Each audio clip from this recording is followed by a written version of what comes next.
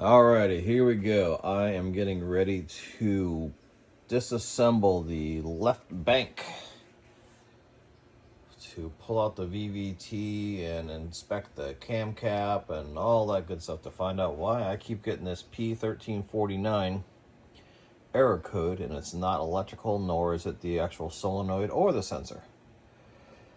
So what I'm going to do is I'm going to put on a timeline here and see if I can start pulling all this stuff apart and just put it all apart and start investigating. Stand by. All right, so I got most of the stuff apart. So obviously you saw me pull off the valve cover, and I mean, like I showed in the original video, this is not clean. So these caps here I took off and cleaned them when I pulled out the intake. These I never touched the exhaust, so these are the ones that are original, and they are bad. I mean, not bad, but bad. So this engine is full of carbon, and maybe that's why it's not working, because there's carbon buildup that broke apart and went in there. I don't know. So something else I'm looking at is in these little cups, receiver cups in here. It's hard to see. There's a little bit of oil in here. You know, that looks like good oil.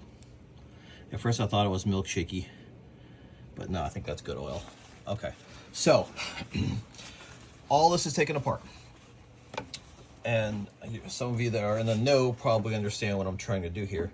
This cap needs to come off. It's going to be the problem. It's going to be in here or in the VVT itself here. This is the timing belt.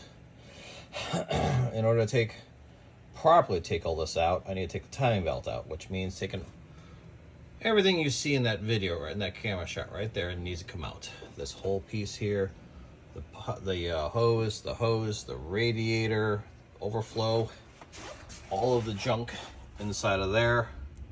Everything needs to come out. So what I'm trying to do is just pull this off. I know it's not going to work because it's under tension and all that stuff, but I'm trying to pull it off enough because this goes down and then has a lip underneath there, and it won't come out because of the gear assembly here. So it's got a lip underneath there. But if I can move this up just a little bit and off to the side, maybe I can get that off. I've already resigned myself to taking it all apart, completely taking it apart, but now I'm just kind of playing to see if I can actually do it. So I lined up everything on the top dead center. So top dead center here, there's the original mark. I just put this stuff in here to help me for later on. So from now, I'm gonna just try to take this apart and see what happens. Well, would you look at that? I actually got it out. I got it out without pulling all this off. I took the 4 bolts out, pulled it back just enough to actually physically remove the upper cap. The number 1 cap. So that's the good news. The bad news is I don't immediately see any smoking guns. With that being said, here is the cap. The passageways look clear, 100% clear. I do not see any issues. No grinding of metal, no blockage, no nothing. However, here's that filter. Now, obviously it's hard to see on camera, but that's looking pretty freaking clogged to me.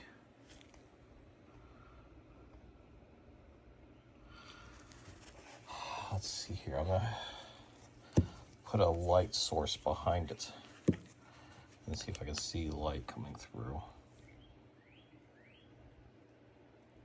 Yeah, you can still see light coming, well, a little bit. Is that it? Is this the entire problem? If I clean this up and put it all back together, is it going to run like a champ? Do I continue to tear this apart? Everything, pull out the whole VVT, pull all this out, which requires everything to be done from the point of view of the whole timing, all the water pump, the fluids, the everything? Do I do all of that and tear it all apart, or do I just simply put it back together and see if it works? Now, here's the other kicker. My front main crankshaft, brand new crankshaft seal, is leaking. It's not bad, but it is leaking. And as being as anal as I am, I would replace it one day or the another. Now here I am halfway into the job. So everything I've done, obviously not the valve cover, but everything else I've done, I'd have to do anyways to replace that. And again, we don't know if there's something wrong with this. Decisions. I think I'm gonna just tear it all apart. It's just too much ifs. If that is the clogged filter, then maybe that's going to be the problem and solved. But I don't know. I think I'd feel more comfortable taking that VVT out. But you know what? In order to take it apart, I have to remove the whole camshaft again. Ugh.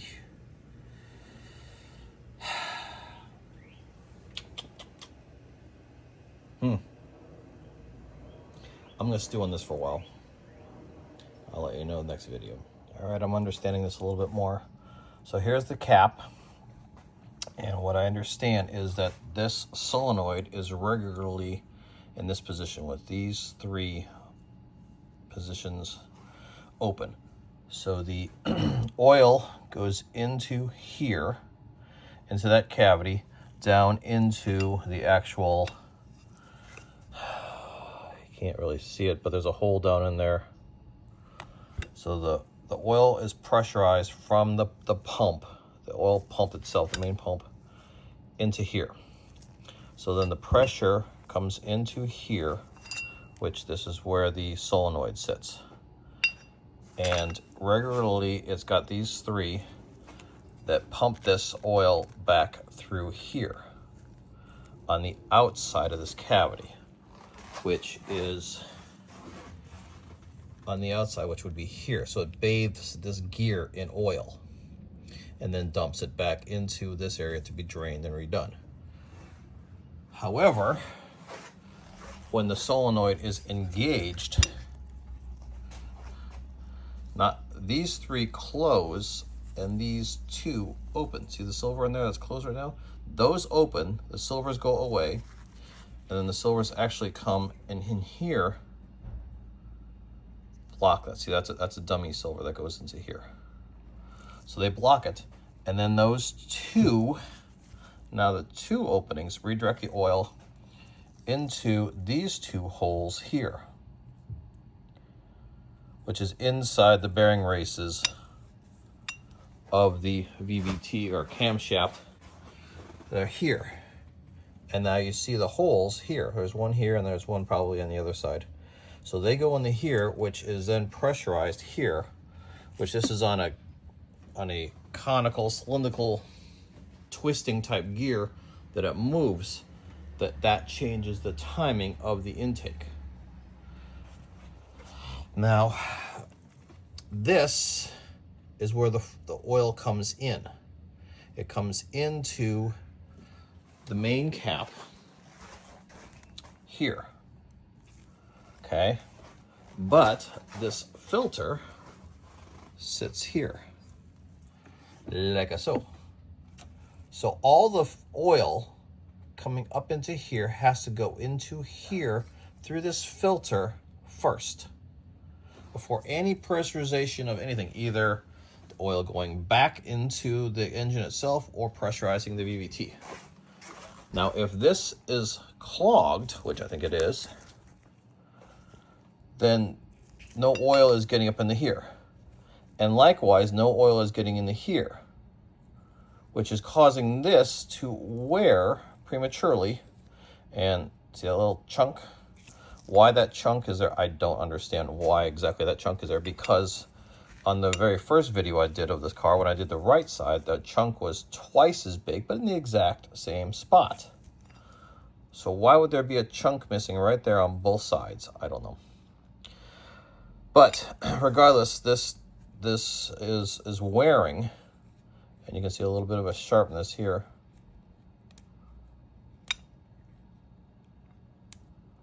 I don't know if you can see that, but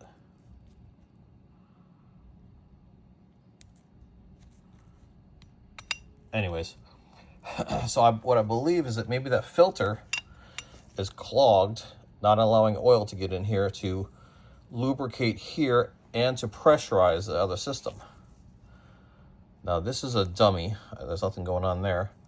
And this is just the 2 bolts here for the exhaust camshaft. So what happens is the oil is here, and then the oil comes up through the passages here, I believe. Or actually, I just don't know. I'm not sure exactly how this bearing race is getting lubricated.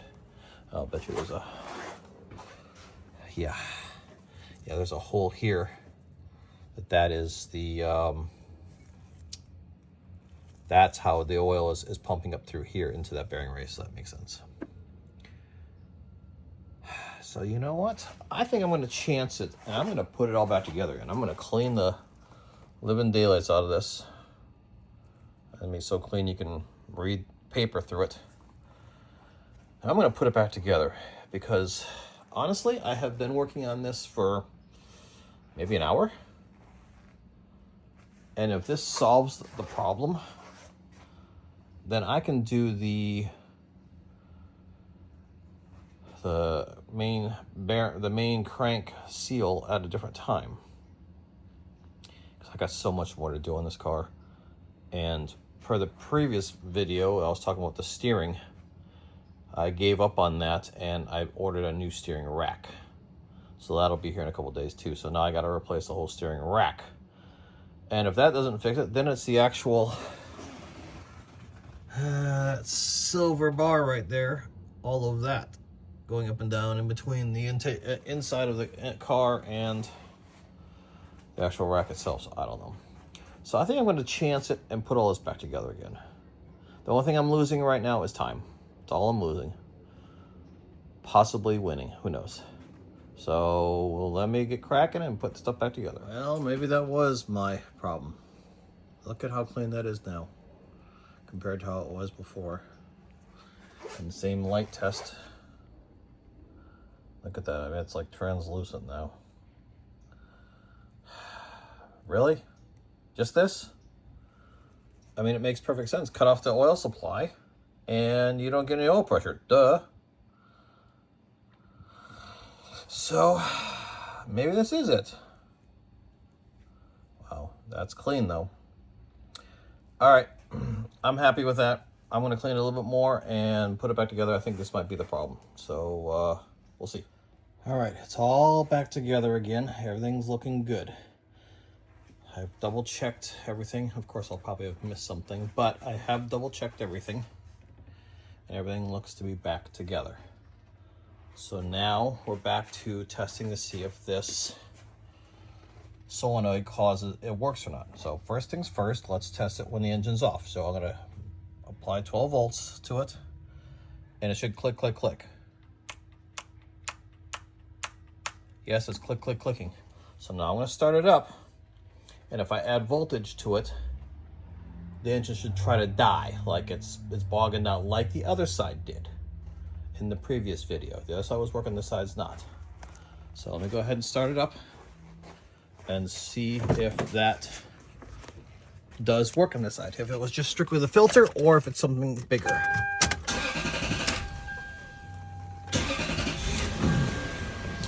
And first things first, we are, wow, it won't focus, 193,836 miles is when I did this. So I've got the check engine light, which makes sense because I have the the OCV number 1 disconnected, and my squeak is still there. All right, so now if I apply power to this, the engine should bog down.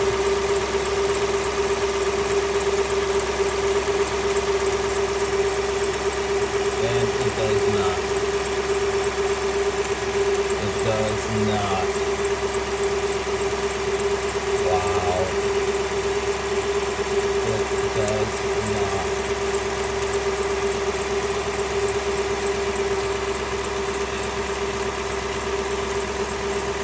So, to me, that means that there's something else wrong. There's something else wrong. It is not that little filter. So what I'm going to do now is I'm going to put it all back together again, 100%. Well, that's close enough.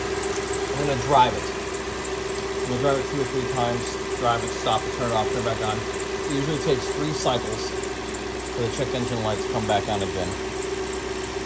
And then we'll see if the P1349 comes back. Good stuff. Alright, I'll check back with this. Alright, all back together again. As I was showing in the previous clip, the solenoid was activating on the left bank, but the engine was not bogging down, which was an ominous sign saying it's not right. And so I took it out for a test drive, did 4 separate test drives, and guess what came back? P1349. So I'm going to have to completely tear this apart and take out the VVT itself. The only thing inside the VVT is a spring, a passageway for the oil to get in and out, and a spring. So what's left is either the spring is broken or the passageways for the oil is clogged. At this point, I don't know what it is. It could be anything. So, side note, I took all this electrical connectors out of here, the whole thing, pull it over to get the valve cover out easier. And this car completely freaked out when I turned the power back on and tried to start it up. It went limp mode, C1201, basic computer failure, blah, blah, blah, a whole bunch of stuff. So I disconnected the battery for 30 seconds, hooked it back up, it was fine. So if anybody else has that problem, just disconnect your battery, let it sit for 30 seconds, then plug it back in. Hopefully it'll clear everything. But it didn't clear my P1349, that's for sure. And I can feel the engine. The engine, something's not right with the engine. It's knocking really bad, so something's not right. So it looks like I'm going to get my wish to change the lower crankshaft seal after all. So I'm done for this set of videos. And I don't know when I'm going to tackle this. Maybe tomorrow, maybe next year. I don't know. I'm so frustrated with it. But as of right now, she's a no-go. And I can't have this like this. I have to have this car running. I need this car. This is not a primary vehicle right now, but within the next few weeks, it's going to be primary. So I need this thing running. So, and from what I understand, if it is the spring that's inside the VVT solenoid, down in here behind this thing here, Lexus says it's not serviceable inside there. So I can't even order just the spring. So I'm going to have to buy an entire, either brand new $1,400 VVT solenoid from Lexus, which of course I'm not going to do. Or eBay, or hopefully one of these things shows up in a junkyard and I'll have to do even more research. If I find a GS300, I think they have just one, it's a inline 6. But they have just one of these. Is that VVT the exact same as the VVT on this? I don't know. Or maybe just the spring. Go to junkyard and yank one of those suckers out. I don't know. Anyways, welcome to my hell.